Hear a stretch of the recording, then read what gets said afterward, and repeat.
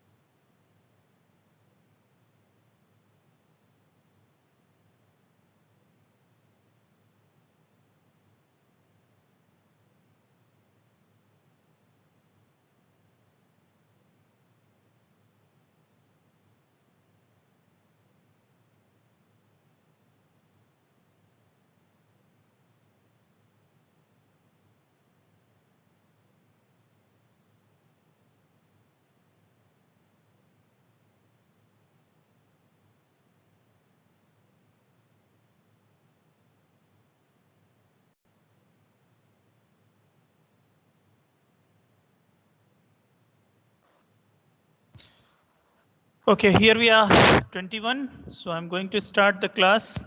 आज हम लोग SQL के आगे ही बात करेंगे.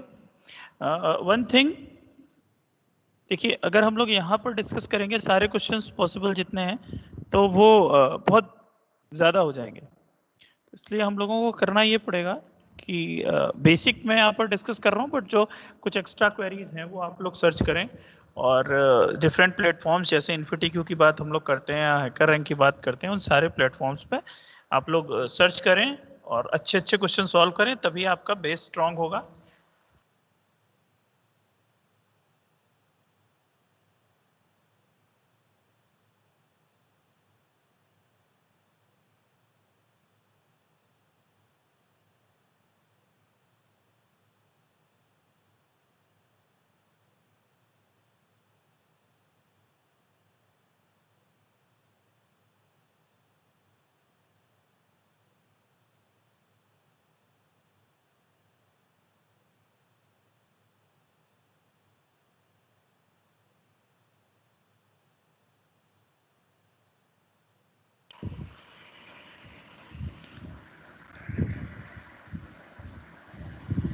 आ ही जा रहे हैं ये सब, पता नहीं क्या कर रहे हैं.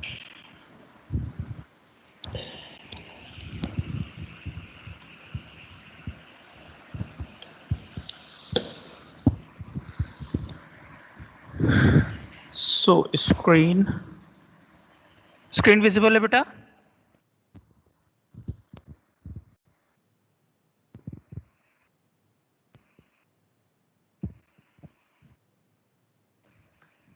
चलिए तो हम लोग स्टार्ट करते हैं.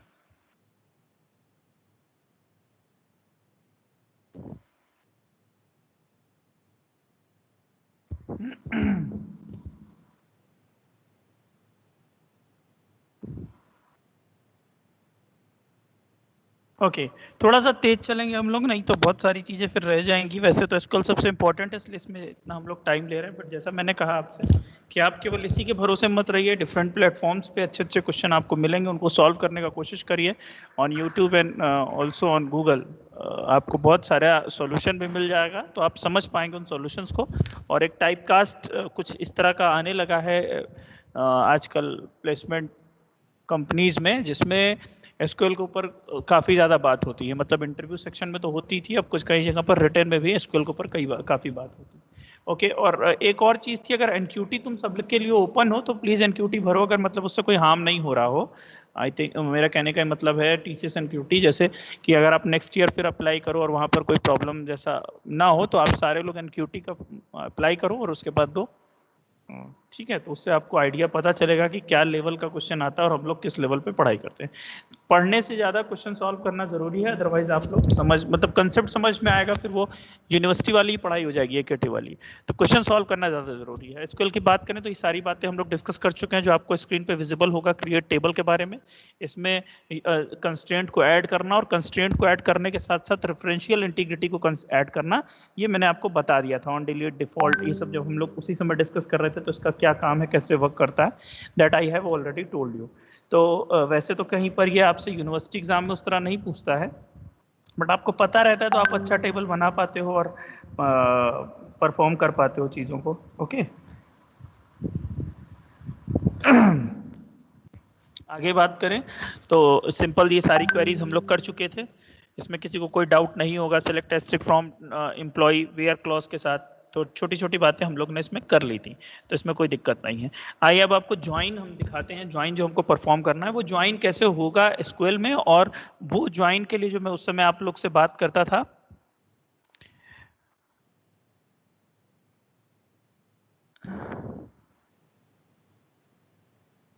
किसी का मैसेज आया है क्लास के लिए। ओके, चलो। तो अब ज्वाइन में जैसे मैं आप लोगों से पूछ रहा था कि इसमें कौन कौन सी टेबल इन्वॉल्व होगी, वो अब आप रोल देखेंगे उसका रोल एसक्यूएल में कैसे है। ऑब्वियस सी बात है, एक बहुत इंपॉर्टेंट बात पहले समझ लो कि अगर मुझे 4 टेबल को ज्वाइन करना है तो उसके बीच में 3 ज्वाइन की कंडीशन लगेगी। ऑब्वियस है ना, पहली टेबल दूसरी टेबल को, दूसरी तीसरी के बीच में, तीसरी चौथी के बीच में। अगर 5 टेबल है तो 4 ज्वाइन कंडीशन लगेगी। तो कहने का मतलब है जितनी टेबल रहती है उससे एक कम ज्वाइन का कंडीशन अप्लाई होता है। 2 टेबल जोड़ना है तो 1 ज्वाइन की कंडीशन लगेगी। तो बहुत छोटी सी बात है, बट कंसेप्चुअली आप इन चीजों में स्ट्रांग रहेंगे तो अच्छा कर पाएंगे। ओके, चलिए। तो अब साहब हम लोग आगे बात करते हैं, और इसमें देखिए जैसे ये क्वेरी थी, यहाँ तक सबको आता है वेयर क्लॉज के साथ, इस पे टाइम वेस्ट करने का मतलब नहीं है। For every project located in Stafford list the project number and controlling department number and the department managers last name address and birth date. याद करो ये वही क्वेरी है जो हम लोग ऑलरेडी सॉल्व कर चुके हैं। किसमें सॉल्व कर चुके हैं? जब हम लोग रिलेशनल अलजेब्रा पढ़ रहे थे। अब देखने वाली बात क्या है, मैं आपके सामने फिर से वो डेटाबेस ओपन कर दूं। देखो ये मैथ्स की तरह है कि एक तरह के क्वेश्चन अगर हम लोग सारे सॉल्व कर डालें तो अगले फिर हम लोग समझने में प्रॉब्लम नहीं होगी। इसीलिए मैं कोशिश ये कर रहा हूँ कि एक ही डेटाबेस के सारे क्वेश्चन हम लोग सॉल्व कर रहे हैं। नवाथे में यही डेटाबेस मैंने लिया है और ये सारी कहानी आपको नवाथे में मिल जाएगी। वहीं का रेफरेंस लेके मैं पढ़ा रहा हूँ एसक्यूएल क्वेरीज को।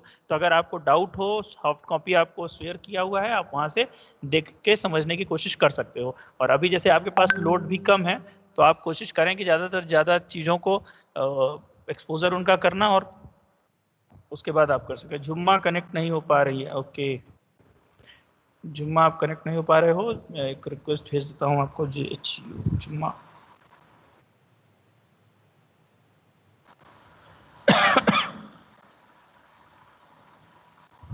चलो, सो आइए जरा सा देखते हैं हम लोग। तो अब अगर आपको याद हो इसमें क्या करना है, याद करो मैंने आपसे कहा था कि जो प्रोजेक्ट लोकेशन है कौन सी, स्टेफर्ड। स्टेफर्ड लोकेशन पे आपको पता करना है। देखो क्या क्या पता करना है। स्टेफर्ड लोकेशन वाले का प्रोजेक्ट नंबर, उसका डिपार्टमेंट कौन सा है, डिपार्टमेंट के मैनेजर की इंफॉर्मेशन। तो बहुत आसान सी बात है कि अगर आपको स्टेफर्ड वाले प्रोजेक्ट के बारे में पता करना, उसका डिपार्टमेंट, तो क्या होगा, डिपार्टमेंट पता करना। डिपार्टमेंट वाली टेबल में डिपार्टमेंट का नाम दिया गया है, प्रोजेक्ट वाले में भी डिपार्टमेंट, तो यानी इसको इक्वल टू इसको कर दें तो ये दोनों टेबल ऐड हो गई, जहां से डिपार्टमेंट के बारे में जानकारी मिल जाएगी। स्टेफोर्ड का प्रोजेक्ट नंबर क्या है वो यहीं पर लिखा हुआ है। सेकंड थिंग, अब हम लोग यहां तक पहुंच गए। अगला बोल रहा है कि उसके मैनेजर के बारे में इंफॉर्मेशन चाहिए, तो मैनेजर की आईडी देख लो और उस आईडी को यहां से ज्वाइन कर दो, तो हमको पहली वाली टेबल से उसकी सारी इंफॉर्मेशन मिल जाएगी। How easy it is, like if we are going to perform this query, तो हमें क्या करना पड़ेगा, तीनों की तीनों जो टेबल हैं उनको हम कॉमा लगा के लिखेंगे और ज्वाइन कंडीशन को परफॉर्म कर देंगे। अच्छा, इससे पहले एक चीज आप यहाँ पर छोटी सी देख लीजिए। क्या बात है कि जैसे जब तुमको कार्टेजियन प्रोडक्ट, बेटा जब तुमको किसी 2 टेबल का कार्टेजियन प्रोडक्ट है, 3 टेबल का कार्टेजियन प्रोडक्ट देखना है, तो उसके लिए हम लोग क्या लिखते हैं, सेलेक्ट, मान लो एस्ट्रिक ही लिखे, फ्रॉम टेबल में। जैसे वहां पर क्या करते थे, क्रॉस वाला सिंबल अप्लाई करते थे। यहाँ पर first table comma second table, 3 table करना है तुमको कार्टेजियन प्रोडक्ट, तो 3 टेबल के लिए कॉमा लगा के लिख दोगे। और आपको ये भी याद होगा कि जब आप कार्टेजियन प्रोडक्ट पे कंडीशन अप्लाई कर देते हो, देन दैट विकल्प become your join. So in that case आइए जरा सा हम लोग देख लेते हैं। suppose here what we are doing that if the name of department is research, तो उस वहां के सारे एम्प्लॉयज के बारे में डेटा बताना था। तो एम्प्लॉय और डिपार्टमेंट टेबल का ये हमने कार्टेजियन प्रोडक्ट ले लिया और उसके बीच में कंडीशन क्या लिख दी, D name equal to research and D number equal to D number. D number equal to D number लिखने का क्या मतलब हुआ, ये D number equal to this D number, ये दोनों डी नंबर आपके बराबर हो गए। तो उस केस में क्या होगा, उस केस में आपने सेलेक्ट कर लिया कि जहां पर डी नेम रिसर्च है उन सारे एम्प्लॉयज का हमें डेटा मिल गया। क्लियर है बात, यहां तक समझने में किसी को कोई डाउट नहीं हुआ होगा। ओके, चलो नेक्स्ट। अब बिल्कुल वही चीज हम लोग आगे अप्लाई करने वाले हैं। तो देखो यहाँ पे भी जैसे वही किया कि रिसर्च डिपार्टमेंट का बताना था, तो वही सेम क्वेरी यहाँ पे भी है, ठीक। अगेन, तो अब यहाँ पे बेटा समझने वाली बात है कि अभी जो मैंने आपसे क्वेरी बोली, देखिए उसमें मैंने आपको बताया कि ये 3 table, these 3 tables are going to be involved.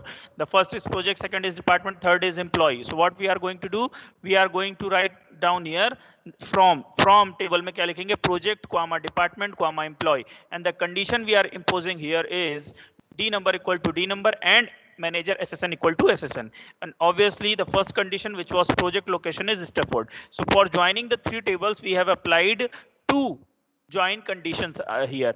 First one is for connecting the project with department, second one for connecting the manager SSN to the SSN. So by this way we can join these 3 tables. Okay, यहाँ तक किसी को कोई doubt हो तो बताओ, otherwise तब फिर हम लोग आगे चलें, वरना हम लोग डिस्कस कर लें। क्लियर है या नहीं इतना, क्योंकि this is a very basic thing in the joining which we have to.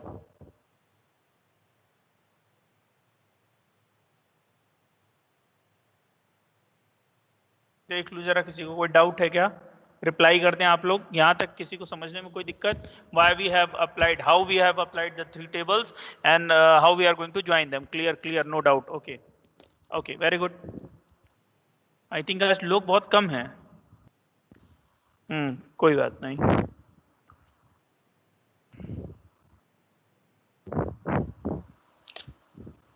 क्या तुम लोगों ने सेशनल में चीटिंग की है? कॉपी देख रहा था, एकदम डिट्टो डिट्टो नेट वाला आंसर लग रहा था सबका, ऐसा है?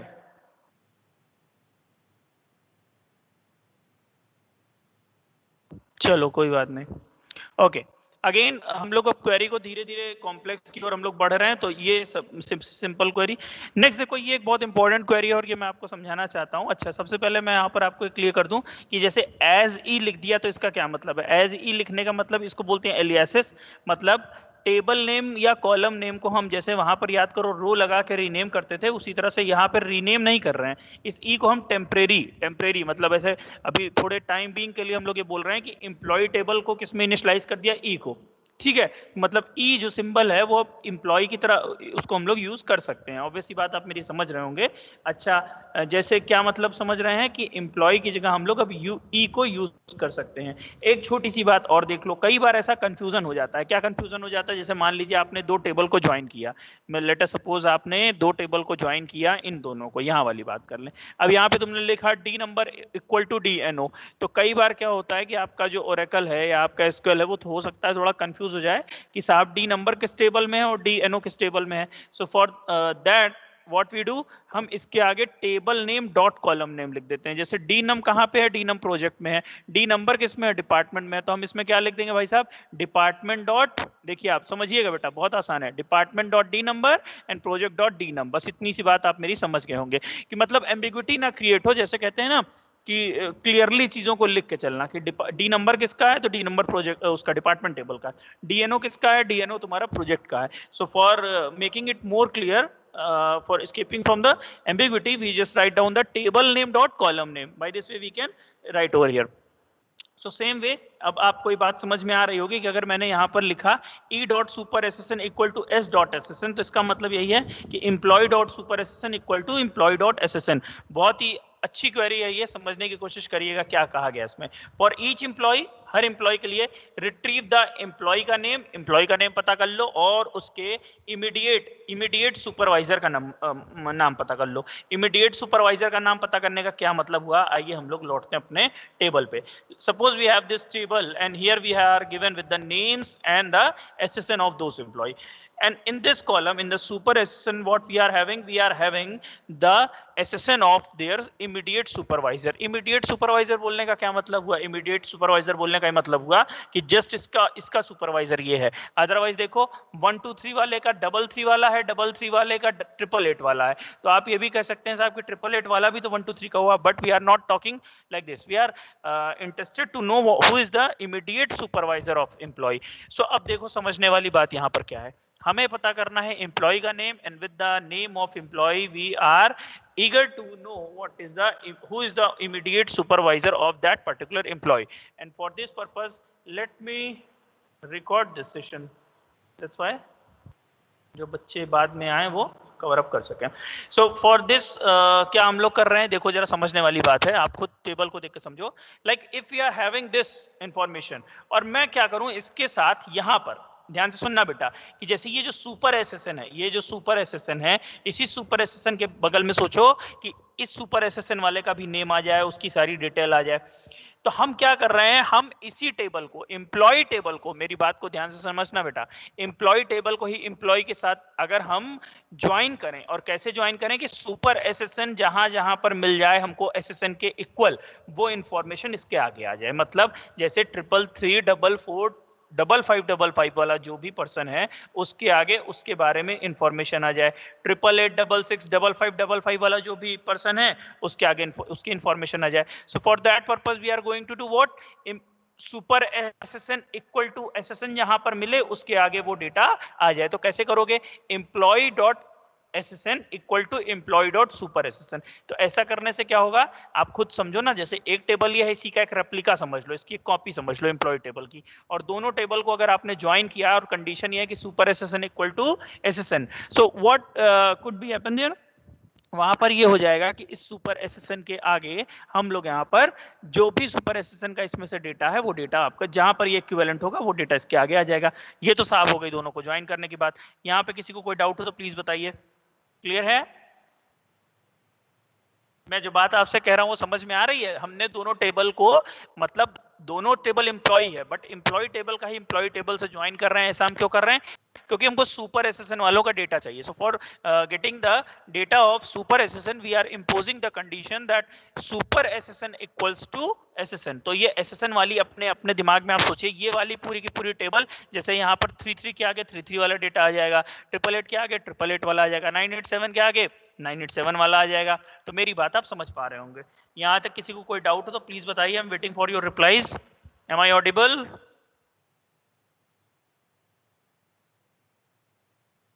Okay, clear. No doubt. Those who are having any kind of doubt, they please message. Okay, very good. Again, अब देखो बात क्या फंसेगी, बात ये फंसेगी कि एक बहुत बड़ी सी टेबल हो जाएगी जिसमें नंबर ऑफ कॉलम क्या होंगे। शायद क्लास होती तो ये क्वेरी मैं आप लोग से देता और आप लोग एबल होते इसको सॉल्व करने के, but here we are with the constraint कि अगर मैं आप लोगों से रिप्लाई पूछूंगा तो बहुत टाइम लग जाएगा। दैट्स व्हाई मैं खुद ही एक्सप्लेन कर रहा हूँ इसको। 1 2 3 4 5 6 7 8 9 10, इस टेबल में 10 कॉलम है, and when you perform join, in that case also you will get 10 columns, so total we are having 20 columns. So मुझे पता करना है first name last name of employee with their immediate supervisors first name and last name. तो अगर आप join करने के बाद दोनों को, ध्यान से समझना बेटा, अगर आप ज्वाइन करने के बाद दोनों को f name और l name fetch करोगे, then the your software will get confused. How will get confused? That which f name should I consider here, this f name or the f name which is coming after joining these two tables? So this f name or this f name, this l name or this l name, which l name? So for that purpose you are what doing, you are doing this. For employee you are using it as E, and for supervisor purpose, which table is going to be joined with this table, you are using S for those. Okay, so if you write E dot F name comma E dot L name, then you will get the name of employees. And if you write S dot and S dot F name comma S dot L name, that you will get what? Name of supervisor. So by this way we can perform this query. Is it clear to you all? Please reply. What we are going to do, we are creating two replica of the same table as it is a self-referential table. So when we perform super SSN equals to SSN, यहाँ पर 20 column का table बन जाएगा, and after becoming 20 column आपको पता नहीं चलेगा क्योंकि कॉलम नेम रिपीट हो रहा है. So for that purpose you are creating two replicas with two aliases. First one is E, second one is S. When you write the column like E dot something, then it will for first table. When you write S for something, it is for second table. Is it clear to you all? Please reply. सब समझ में आ गई बात? आप ये query में देख भी सकते हो क्या देख सकते हो बेटा? You can easily see that what we are doing employee as e employee dot s, where e dot super SSN equals to s dot super SSN, and what we are fetching here e dot f name comma e dot l name, s dot f name comma s dot l name. And if you don't want to write as, it is also possible. We can skip the keyword as. So here, as we have written employee e comma s, so first replica is e, second replica is s. These all are the different syntax by which we can write. So this is why, because when you go over internet and you get some queries over there, you will not get just confused that we are not get this in such a way. Okay, so this is for that purpose. आपको समझ में आ जाएगी साहब, ऐसा भी हो सकता है। वही जैसे जिस समय हमने वो बात की थी आप लोगों से ईआर डायग्राम वाली, तो कहीं पर कंसेप्चुअल लेवल दिखेगा, sometime you will gate also internal level. So confuse नहीं होगे साहब, डेटा टाइप के साथ क्यों ईआर डायग्राम में शो हो रहा है, समझ में नहीं आता कि क्या बना है, ईआर डायग्राम है भी नहीं। तो अगर आप कई बार हो सकता है एस नहीं लिखा हो, सीधे ही लिखा हो, तो आप कंफ्यूज नहीं होंगे। And this is was the simple query which we have done. Aliases के साथ आपको रोल सबसे अच्छा समझ में आओगा। This is also the same query which we have done with the help of relational algebra. Again we are going to perform this with the help of SQL, which is structured query language. अगर बहुत जल्दी हो रहा हो तो please बताइए, मुझे लग रहा है कि शायद थोड़ा जल्दी हम लोग चल रहे हैं। ओके, अनुग्रह विश्वास पाल सर, बट सेल्फ रेफरेंशियल बनाएंगे एंड 22 रेप्लिका हो गए, 2 रेप्लिका हो गए, 22 रेप्लिका कैसे हो गए? तो सर इंटीग्रिटी तो कंप्रोमाइज हो जाएगी अगर किसी एक टेबल में एडिट हुआ तो। हाँ, for that purpose what we are doing ना, इसीलिए तो हम लोगों ने वो रेफरेंशियल इंटीग्रिटी कहा था कि अगर जैसे मान लो तुम क्या कर रहे हो, अगर तुमने ये वाला आदमी डिलीट किया, कौन सा वाला? प्राइमरी, याद करो उसमें हम लोगों ने लिखा था, अभी ये टेबल आपको दिखाया है। अगर जब भी तुम कुछ परफॉर्म करोगे उसके लिए तुमको ये कंस्टेंट लिखना पड़ता है। व्हाट तुमको लिखना पड़ता है साहब कि ऑन डिलीट सेट डिफॉल्ट। अगर तुम फॉरेन की बना रहे हो और उसमें से तुमने प्राइमरी की वाला वो डिलीट कर दिया, मतलब जैसे यहाँ पर क्या है, ये फॉरेन की है, ये इसी को आपस अपने आप में क्या कर रही है, पॉइंट आउट कर रही है। So if you are performing delete on primary key, then the second table which is treating here as foreign key should contain a value which is default, या हम सेट कर दें कि वो डिलीट हो जाए। मतलब जब तुम्हारा ये एम्प्लॉय रही नहीं गया, कौन सा employee? Suppose this one Franklin having the ID 33344 and 2 times 5 and 2 times 5. So in that way what we can do, 1 second,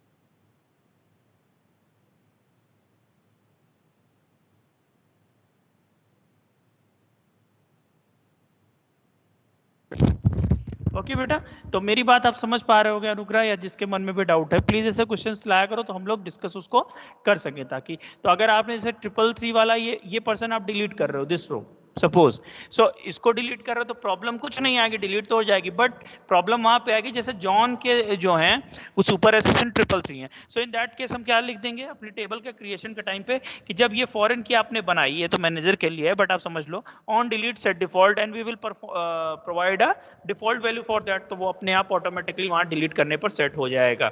I think मेरी बात आपको समझ में आएगी। सर स्क्रीन डिलीट चल रही है, ओके अभी क्लियर है? Okay done. सो कहाँ पे चले गए थे हम लोग? ऐसे लौटा के लेते आओगे बार बार तो बहुत समय लगेगा बेटा, कोई बात नहीं। So yes, I was discussing that this was the same query which we have done in with the help of relational algebra. Again we are performing this with the help of SQL, and what we have done there, we have performed the union, and this is the union keyword. By writing this in this manner you can perform join operation. First we have done बिल्कुल उसी तरह बात की गई है साहब जैसे हम लोगों ने पिछले बार की थी कि स्मिथ जो है वो जहां पर काम करता है उस टेबल में हमको प्रोजेक्ट नंबर पता करना था, और सेकंड ये पता करना था कि अगर वो किसी डिपार्टमेंट का मैनेजर है तो उस डिपार्टमेंट में जितने प्रोजेक्ट चल रहे हैं वो सारे पता करने थे। तो आप याद करिए, आप स्मिथ के सारे प्रोजेक्ट कैसे पता कर सकते हो? You can find out the Smith project with the help of these two tables. First one is employee, second one is works on. When you perform join with these two tables, writing as employee.ssn equals to workson.essn, you will get what? You will get Smith's project number यहाँ से fetch हो जाएगा, simple. And the second one was कि आपको पता करना था कि अगर स्मिथ कहीं का क्या है, स्मिथ कहीं का मैनेजर है तो उस डिपार्टमेंट में जितने प्रोजेक्ट चल रहे हैं उनका number. So it is also easy how you can perform. You can check first what SSN should be equals to MGR SSN. ये दोनों जब मैच हो जाए तो उस डिपार्टमेंट को इस डिपार्टमेंट के साथ मैच करके वो पी नंबर ले लीजिए. So by this way you can perform these two query and you can make this union of these two queries. So यहाँ तक किसी को कोई डाउट हो तो प्लीज बताइए, अदरवाइज मैं कंटिन्यूएशन में आगे चल रहा हूँ. एंड आपका डाउट हो तो आप कमेंट में डाल दीजिए. We will just come to that point अगर ऐसा होगा तो. ठीक. This is this again a query which we have discussed using the like operator. We have also discussed the in between and like. I have already told you what is the functionality of like, how it is going to perform. Suppose this is, we have given a query. ये थोड़ी सी मतलब इसी तरह से आपके दिमाग जितना आप बेसिक पढ़ोगे उससे थोड़ा सा ऊपर की बातें पूछी जाएंगी किसी भी कॉम्पिटिटिव एग्जाम्स में या किसी भी प्लेसमेंट इंटरव्यूज में कि जो आप पढ़ चुके. तो उसने थोड़ा सा 50 वाले क्वेश्चन को घुमा दिया है, मतलब लाइक वाली क्वेरी को. It is asking from you all guys कि अगर कोई एम्प्लॉय जो है 90s 50s में पैदा हुआ, 1950s वाली सीरीज में, मतलब वो 1951 में हो, 1950 में हो, 1952, 1953 up to 1959, if he has born in 1959, from 1950s to 1959, then what is the role, what is the what is the name of that employee. So for this query what we are supposed to do that अगर उसका जो date of birth है वो 90s 50s में होगा तो year हमेशा पीछे से आता है, मतलब पीछे से कहने का मतलब का जैसे 1950 1951 1952 तो 5 यहाँ पर फिक्स रहना चाहिए. तो जितने भी डिजिट में आपका डीओबी आता है मैं काउंट नहीं करूंगा, ये आप समझ जाइए कि उतने जितने भी डिजिट में वो आपका डेट आता है और पीछे से सेकंड वाले कैरेक्टर पे 5 लिख दिया और यहाँ पर लाइक. तो ऑब्वियस सी बात है कि बर्थ डेट जब भी इस तरह का मिलेगा आपको तो आपको क्या आ जाएगा. यहाँ पर सब 1950 वाले हैं, 2050 वाला कोई आ नहीं सकता और 1850 वाला भी तो कोई जिंदा नहीं होगा. तो हम लोग को जो लोग भी मिलेंगे वो 1950 के ही मिल जाएंगे. सो इस तरह से हम ये क्वेरी कर सके. This is the again type of query which we have done in relational algebra. That was generalised projection where I have already told you that we can perform the arithmetic operation with the column name at same time when we are performing the query. So what we have done here, हम ये कह रहे हैं कि भाई साहब जो project x है उस पे जो भी लोग काम कर रहे हैं बहुत अच्छा काम कर रहे हैं, उनकी सैलरी देखो जरा 10% बढ़ा देंगे तो कितनी हो जाएगी. So for that purpose we are performing this query. हमने इसको परफॉर्म किया तो यहाँ पर क्या हुआ, यहाँ पर हमने लिख दिया 10% बढ़ाओगे तो कितना हो जाएगा. 10% का मतलब 110% हो जाएगा. And 110% divided by 100 which is 1.1. So here we have performed. ये तो अब सिंपल आप लोगों को 1 मिनट में समझ में आ जाएगा कि प्रोजेक्ट एक्स पे काम करना है तो एम्प्लॉय का डेटा कैसे मिलेगा. Project x is here and here with the help of this project x you can find out, या तो प्रोजेक्ट नंबर से उसको इक्वल टू कर लो या डिपार्टमेंट से कर लो. प्रोजेक्ट नंबर से करो कि प्रोडक्ट एक्स का नंबर क्या है 1. 1 पे कौन कौन एम्प्लॉय काम कर रहा है और उस एम्प्लॉय को उसके इक्वल टू कर दो. मतलब 3 टेबल ज्वाइन होगी तो 3 आपकी 2 ज्वाइन कंडीशन लग जाएगी. P number equal to this P number, ESSN equal to DSSN and project name equal to product X. उसकी सैलरी को आपको 10% बढ़ाना है. तो क्या यही काम किया गया है? हाँ भाई साहब देखिए बिल्कुल वही काम किया गया है जो मैंने आपको भी बताया. First one is employ, second one is works on, third one is project. And after performing what, after performing join we have performed these two join condition, SSN equal to ESSN and P number equal to P number. I advise you all when you write SQL query, please write the table name as well with the columns names, otherwise there could be ambiguity, there could be, हर बार नहीं होती but there could be. So for the sake of your correctness of program you just write down the table name dot column name. Okay. So यहाँ पर मैं जो आपको बताना चाह रहा था कि सैलरी के साथ आप डायरेक्टली मॉडिफिकेशन यहाँ पर परफॉर्म कर सकते हो. सो ये कोई आपके टेबल में परफॉर्म नहीं होगा, आप मेरी बात समझिएगा. आप अपडेट नहीं कर रहे हो, you are only fetching the data and when you are fetching the data at the time of your query you are performing this 1.1. so what the result will be shown to you, that will come as 10% raised salary of product X employees. I think it is clear to you all. I'm just checking, is there anyone having any kind of doubt? क्या तुम लोग सुन भी रहे हो या नहीं सुन रहे हो? Hello, please reply me something. Is it clear to you all or not? Am I audible? बहुत जल्दी तो नहीं चल रहे हैं हम लोग.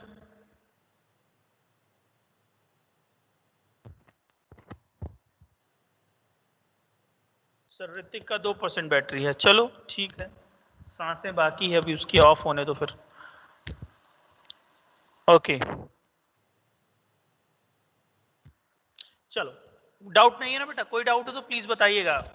आप ये मत समझिएगा कि बहुत अच्छी हम लोग ये चीजें वो कर रहे हैं, इससे बहुत कॉम्प्लेक्स आप लोगों के पास आएंगे प्रॉब्लम्स। तो I am again requesting and advising you all, please go through all the placement like queries which is available over the internet, और उससे जाइए और उसका सॉल्यूशन भी मिलेगा, तो आप उसको समझने की कोशिश करिए।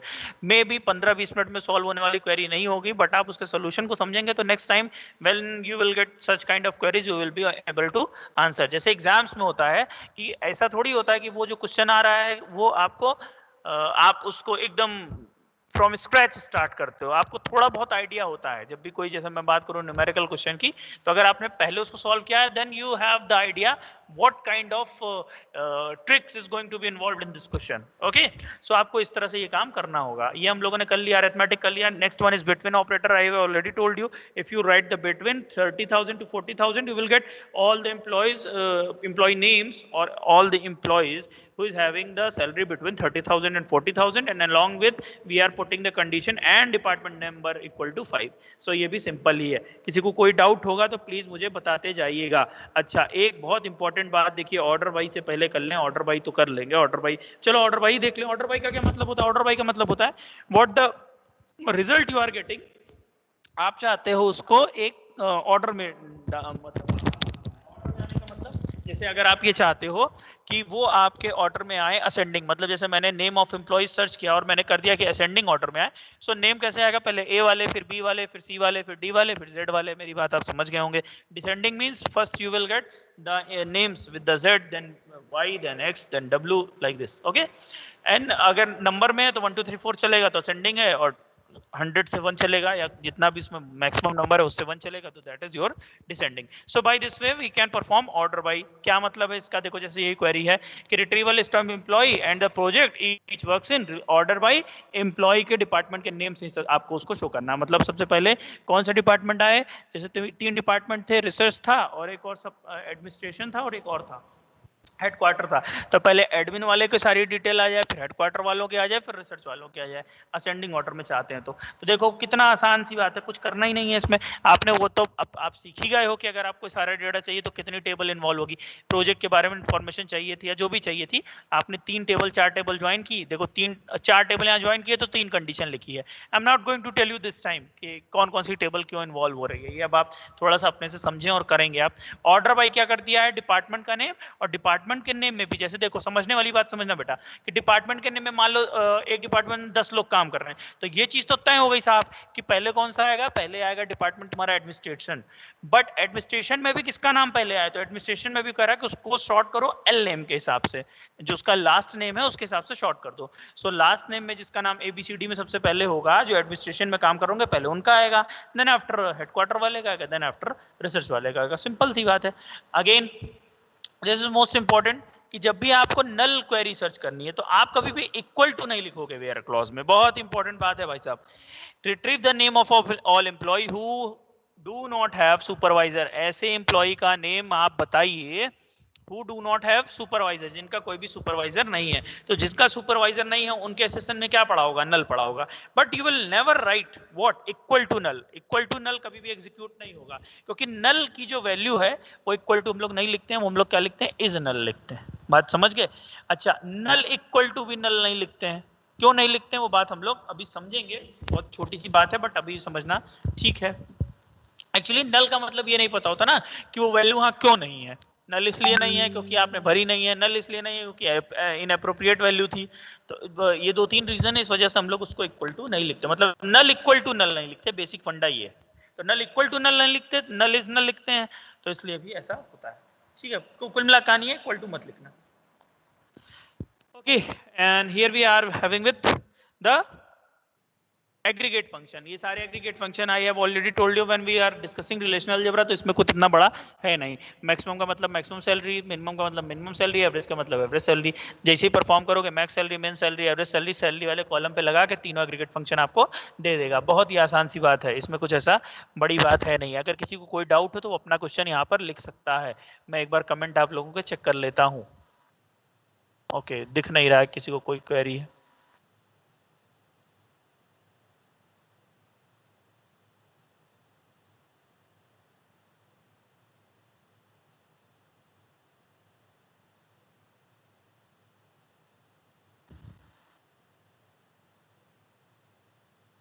चल सो यहाँ पर देख लो, आसान सी बात है, find the maximum minimum and average salary of employee who work for research department. तो बहुत ही आसान सी बात है, 50 बार इसको आप कर चुके हैं, अब तक आपके दिमाग में छप जाना चाहिए। रिसर्च डिपार्टमेंट तो D name equal to research, D number equal to D number, मिल गए सारे एम्प्लॉय। एंड एम्प्लॉय मिलने के बाद आपको क्या करना है, उनकी सैलरी पता करनी है। तो सैलरी भाई आपके पास शॉर्ट आउट हो गए, कौन आ गए, रिसर्च डिपार्टमेंट वाले में काम करने वाले लोग आ गए, तो उनकी सैलरी पता करनी है। मिनिमम मैक्सिमम एवरेज लिख दोगे सैलरी कॉलम के आगे, आपको मिनिमम मैक्सिमम और एवरेज सैलरी मिल जाएगी। आई थिंक कोई डाउट नहीं होगा, है तो प्लीज बताइए। नहीं है, ओके। अगेन ग्रुप बाई का मतलब मैंने जैसे लास्ट दिन पे आपको बताया था कि आपको क्या करना है, जैसे 3 डिपार्टमेंट है और आप 3 डिपार्टमेंट मतलब डिपार्टमेंट वाइज कोई इन्फॉर्मेशन चाहते हो। डिपार्टमेंट वाइज कोई इन्फॉर्मेशन का मतलब like if I am interested to know what is the number of persons, number of employees in any particular department, like पहले मुझे ऐसे लिख के आए, समझो मैं आउटपुट में क्या चाह रहा हूँ। मैं चाहता हूँ कि जैसे डिपार्टमेंट है आपका लाइक एडमिनिस्ट्रेशन, सो एडमिनिस्ट्रेशन में नंबर ऑफ एम्प्लॉयज, उनकी एवरेज सैलरी क्या बन रही है। Second is your research department, research department का नेम लिख के आए, उसके आगे लिख के आए कि आपका कितने उसमें लोग हैं and what is their average salary. And like they we are interested to know the third your department which is research हो गया, एडमिन हो गया, headquarter and how many employees are there and their average salary. So this could be performed with this चीनी SQL query which is select D number count asterisk average salary. Count asterisk का क्यों मतलब हुआ, count asterisk लिख दो चाहे count SSN लिख दो। एसएसएन क्यों लिखते हैं बेटा, एसएसएन इसलिए लिखते हैं क्योंकि एसएसएन यूनिक होता है। एस्ट्रिक भी लिखोगे तो क्या होगा, जितनी एस्ट्रिक का मतलब होता है कितनी नंबर ऑफ रोज मिल रही है, वो क्या काउंट करता है, एसएसएन को काउंट करता है। बहुत आसान सी बात है। सो ग्रुप बाई आपने डिपार्टमेंट नंबर मतलब डिपार्टमेंट नंबर का एक जोड़ा बना दे रहा है। क्यों जो डिपार्टमेंट नंबर से क्यों कर रहे हैं, क्योंकि यहाँ पर जो हमें दिया हुआ है इस टेबल में वो डिपार्टमेंट नंबर दिया हुआ है। आप चाहो तो इसको इसके साथ ज्वाइन कर दो, department number equal to department number मतलब this number equal to D number, फिर चाहे तो आप डी नेम से उसको आप ग्रुप बाई कर सकते हो। But as we are using only a single table, so in this single table we are only provided with the d number, so that's why we are what we are doing, we are having this. so d number के हिसाब से आपने इसको short कर दिया और d number के हिसाब से सर अगर ऑर्डर जिन एट्रीब्यूट पर अप्लाई करें और अगर उन पर एट्रीब्यूट पर टेबल में सेम कॉपीज मिले तो मैं तो क्वेश्चन ही नहीं समझ पा रहा हूँ। अगर ऑर्डर जिन एट्रीब्यूट पर अप्लाई कर रहे हैं और अगर उन पर एट्रीब्यूट,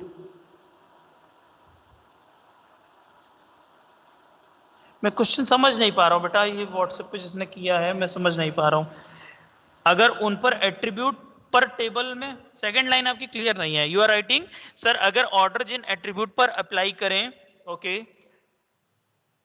अगर उन एट्रीब्यूट पर टेबल में सेम कॉपीज मिले, सेम कॉपीज मिले तो उसमें कोई दिक्कत नहीं है। वो जो आपकी टेबल में नंबर 1 पे होगा वही आपका नंबर 1 पे आ जाएगा, मतलब वो कोई इशू नहीं है। जब आपने ऑर्डर बाय परफॉर्म किया तो वो आपका जो आपके इनके पूछने का मतलब है, जिसने भी क्वेश्चन पूछा है कि साहब जैसे मान लीजिए यहाँ पर 2 जॉन है तो 2 जॉन है तो 2 जॉन के केस में क्या होगा, पहला जॉन ये आ जाएगा, दूसरा जॉन अगला वाला आ जाएगा। ठीक है, एसक्यूएल हमको पता है कि रेप्लिकेटेड डेटा दिखाता है until we are not forced to write what distinct keyword, खत्म कहानी। so by this way we can perform group by, okay, समझ में आ गई होगी बात। by this way we can perform group by। again group by आप देख लीजिए। अच्छा एक और छोटी सी चीज देख लो यहाँ पे, यहाँ पर जनरली जो ये हम लोग जिससे भी ग्रुप बाई करते हैं वो कॉलम यहाँ फर्स्ट जरूर लिखते हैं। पूछो क्यों, ऑब्वियस सी बात है, आपका दिमाग काम करना चाहिए भाई। तुम डिपार्टमेंट नंबर के हिसाब से उसको ग्रुप बाई की हो कि पहला डिपार्टमेंट, 5वां डिपार्टमेंट, चौथा डिपार्टमेंट, पहला डिपार्टमेंट, तो लिख के तो आए पहले कॉलम में। हम क्या चाहेंगे, पहले कॉलम में यही चाहेंगे कि लिख के आए department number 5, number of employees this and the average salary is this. So first column we are wishing to have what, according to which column we are going to make it group by। तो इस तरह हम लोग इसको कर सकते हैं। बिल्कुल इसी तरह देखिए, for each project receive the project number, project name and the number of employee who work on that project. तो हमें क्या पता करना है, हमें पता करना है project number, project name, number of employee who work on that project, जो उस प्रोजेक्ट पर काम कर रहे हैं।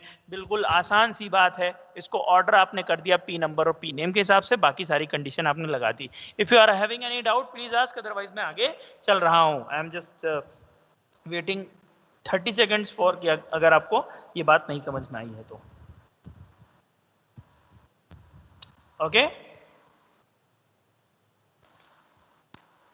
क्लियर है? So this was your group by again having, तो हैविंग जो कंडीशन है वो हमेशा ग्रुप बाई के साथ लगती है। क्या मतलब है इसका? बहुत आसान सा मतलब है। मतलब इतना सा है बेटा कि like if you are performing this, what you are performing group by, और group by पे कंडीशन लगानी। जैसे मैं सबसे पहले आपको सिंपल सी बात समझाता हूँ। जैसे तुमने ये इसको डिपार्टमेंट नंबर के हिसाब से फाइंड आउट कर लिया that the count is this in the first department is this, average salary is this, count is second department is this and average salary is this, like way you have just find out all the details, सारे department number का आ गया। But अब मैं तुमसे condition लगा के बोल दूं अच्छा साहब ऐसा है कि ये तो तुमने कर लिया, बट अब जो डेटा मिल गया, बात को समझना, ग्रुप बाई करने के बाद जो डेटा मिल गया उस पर तुम ये कंडीशन लगाओ, if average salary of those department is having average salary of those department whose average salary is greater than 10,000। तो अब आपको क्या करना पड़ेगा? अब आप वेयर नहीं लगा सकते। मेरी बात को बहुत ध्यान समझिएगा। जब ग्रुप बाई पे जो डेटा आपको मिला है, मतलब डिपार्टमेंट नंबर के हिसाब से एक आपको ग्रुप में डेटा मिल रहा है, आपको गुच्छे में डेटा मिल रहा है कि भाई साहब ये 10 लोग एक डिपार्टमेंट में काम करते थे, इनकी एवरेज सैलरी है, और you are suppose to apply constraint और condition on that particular thing, तो आप हैविंग यूज करते हो। मतलब बहुत आसान भाषा में अगर आप समझना चाहें तो हम लोग क्या करते हैं साहब, ग्रुप बाई अप्लाई करने के बाद अगर ग्रुप बाई पे कोई आपको ग्रुप पे अगर आपको कंडीशन अप्लाई करनी है, so for that purpose we are going to use having. बहुत सारे लोगों ने सारी चीजें पहले भी पढ़ी होंगी, मैं समझता हूं ऐसा, बट हम लोग इसको फिर से करते हैं। क्यों करते हैं? क्योंकि अच्छा है, करते रहेंगे, है ना, समझ में आ जाएगा जल्दी से। तो अब देखिए यहां पर क्या किया गया, for each project on which more than 2 employee work, ऐसे प्रोजेक्ट जिन पर 2 से ज्यादा लोग काम कर रहे हैं, retrieve the project number, project name and the name of and the number of employee who work on the project. How simple it is that you are suppose to answer that if project number है वहां पर, तो कुछ लोग एक project पे काम कर रहे हैं, कुछ लोग दूसरे पे, कुछ लोग तीसरे प्रोजेक्ट पे, इस तरह करके कर रहे हैं। मतलब 8 लोग 10 लोग एक प्रोजेक्ट पे, 8 10 लोग दूसरे पे, 8 10 लोग तीसरे पे। So we are supposed to give the answer of this particular query, जिसमें आपसे पूछा गया है कि ऐसे केवल प्रोजेक्ट का आप नंबर बताइए, ऐसे प्रोजेक्ट की आप डिटेल बताइए who are having more than 2 employees. तो आपने देखिए सबसे पहले आपने क्या किया, प्रोजेक्ट नंबर और प्रोजेक्ट नेम। अब कोई कहे साहब कि दोनों ऑर्डर बाई करने की क्या जरूरत है? करने की कोई जरूरत नहीं है, तुम चाहे तो प्रोजेक्ट नंबर से करो, बट अगर नंबर है, नंबर से वो तुम्हारा प्रोजेक्ट ग्रुप बाई हो रहा है, तो बट ऑब्वियस है कि वो नेम से भी आपका ऑर्डर बाई हो ही जाएगा, because having the same number and same name. Same number हो गया, नंबर अगर 1 है, 2 है, 3 है, 4 है, 5 है, तो सेम उसका नेम भी हो जाएगा। क्लियर है? सिंपल सी बात है। ओके, सो ये हो गई बात। अब उसमें देखो कंडीशन क्या लगा, उसमें आपने काउंट एस्टेरिस्क तो लगा दिया, दोनों टेबल वर्क्स ऑन वाली टेबल में दिया हुआ है, देख लो, नहीं समझ में आ रहा होगा, हो सकता है बहुत लोगों को। एसएसएन इक्वल टू एसएसएन कर दोगे, सारा प्रोजेक्ट नंबर मिल गया। प्रोजेक्ट नंबर के हिसाब से तुमने क्या कर दिया, प्रोजेक्ट नंबर के हिसाब से तुमने उसे उठा के कर दिया शॉर्ट, मतलब सॉरी ग्रुप बाई, और ग्रुप बाई करने के बाद तुम्हें जो भी डेटा मिला, उसके बाद तुमसे क्या कहा गया, उसके बाद तुमसे कहा गया बेटा ये कि ग्रुप बाई करने के बाद having count asterisk greater than 2, तो ये जैसे ही आप करेंगे तो you will get the number and name of the projects who are having more than 2 employees. ठीक है, मेरी बात समझ में आ गई? जैसे मैं अगर तुमको नहीं समझ में आई तो इसी क्वेरी में मैं तुमसे बोलूं कि जैसे जिसका एवरेज सैलरी 25,000 से ज्यादा हो, ऐसे मुझे डिपार्टमेंट का नेम और उसमें काउंट बताओ, तो मैं यहाँ पर आगे कंडीशन क्या बढ़ा दूंगा, हैविंग, और अभी हमने क्या पता किया, एवरेज सैलरी। तो मैं इसको कैप्स लॉक ऑन कर दूं, AVG, और ब्रैकेट में हमने लिख दिया salary, it is greater than what, it is greater than 25,000, जो भी है आपका। क्लियर है? 25,000 हुआ, ज्यादा हो गया, अब हुआ 25,000। क्लियर है? आई थिंक क्लियर होगी बात, आपको समझ में आ गई होगी। So by this way we can apply having clause, ये सारा है। अब आप भी कुछ पढ़िए, कितना कुछ सिंपल सिंपल सी वही सब बातें हैं, 10 बार बताने का कोई मतलब है नहीं। अच्छा, इन ऑपरेटर आप लोगों ने पढ़ा होगा, इन ऑपरेटर मैंने ही आपको पढ़ाया था। मैंने क्या पढ़ाया था कि जैसे इस ब्रैकेट के अंदर जहां पर तुम इन लिख रहे हो, इसमें जो जितना भी डेटा तुमको मिलेगा उस सब के लिए यहाँ पर ये क्वेरी चलती है। ठीक है, जैसे तुमने वेयर वाले क्लॉज में इन लिखा है, तो इन क्या करेगा, जिसके जिसके लिए यहाँ पर डी नंबर, देखो बेटा ध्यान से देखना, बहुत आसान सी बात है, थोड़ा धीरे धीरे हम लोग चल रहे हैं, बहुत धीरे चले तो एक आध दिन एक्स्ट्रा क्लास लेके सब बराबर कर देंगे, बट समझ में आना जरूरी है, और केवल मेरे पढ़ाने से नहीं समझ में आएगा, अनटिल अनलेस आप खुद से काम नहीं करते हैं। और आपको भी पता होगा कि बहुत सारे इंटरव्यूज में आप इस केवल एक सब्जेक्ट की वजह से आप बहुत आसानी से बच के निकल सकते हैं। ओके, तो आप ये सारी चीज़ों को अच्छे से समझ लें। ओके, ये देखिए आप क्या कर रहे हैं, इसमें आप कुछ भी परफॉर्म कर रहे हैं, ऊपर वाला भी हम लोग छोड़ देते हैं, but the second thing what we are doing, हम यहाँ पर डी नंबर कह रहे हैं डी नंबर जो भी बराबर हो वो इस डी नंबर से जो हमें फेच होगा, जितने भी यहाँ से डी नंबर फेच होंगे उन डी नंबर को चेक करेगा। जैसे यहाँ पे 3 डी नंबर मिला तो उन 3 डी नंबर के लिए ऊपर वाली क्वेरी चलेगी। मेरी बात आप समझ रहे होंगे।